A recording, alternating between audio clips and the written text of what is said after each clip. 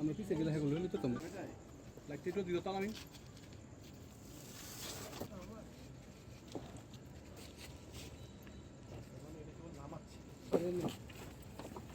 তারা তো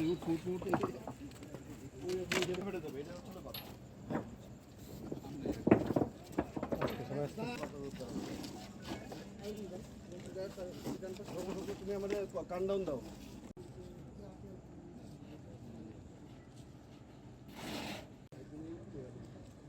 পাথরের স্তূপ আসতো ভাই, বড় স্তূপ।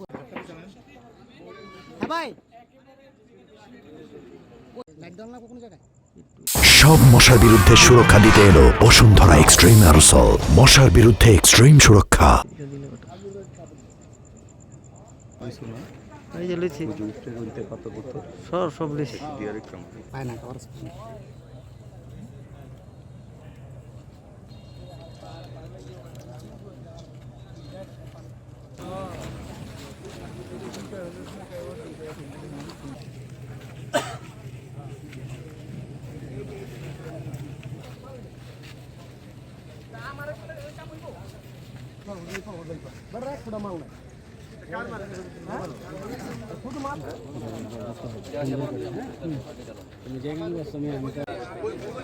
ভাই বোম না ভাই।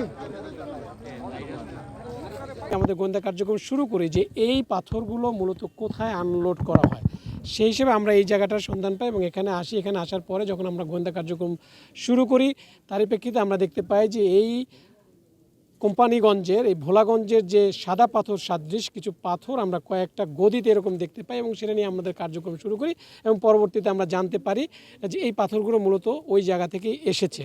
তো এরকম আমরা সোফার এখন পর্যন্ত এই পার্টিকুলার জায়গাতে যে সারুলিয়াতে আপনারা জানেন যে আমাদের ডান পাশে শীতলক্ষা নদী, এর পাশেই মোটামুটি এবং যে পাথর রাখার যে জায়গা এক একজন যে ব্যবসায়ী যে তার যে জায়গা সেটাকে তারা গদি হিসাবে বলে, এরকম 7টা গদিতে এই পাথরের সন্ধান আমরা পেয়েছি এবং বিপুল পরিমাণ পাথর।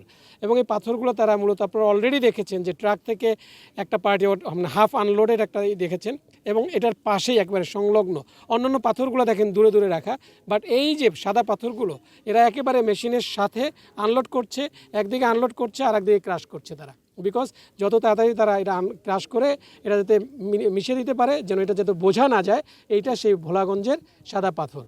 তো এখানে আনুমানিক আমরা প্রায় নট লেস দ্যান 40,000 কিউবিক পাথরের কম না, আনুমানিক বলছি আমি। এটা পরবর্তীতে পরিবেশ অধিদপ্তরের লোক আছে আমাদের সাথে প্রশাসনের লোক আছে, তারা এটা পরবর্তীতে আরও হিসাব কিতাব করে এটার পরবর্তী ব্যবস্থাগুলো নিবে।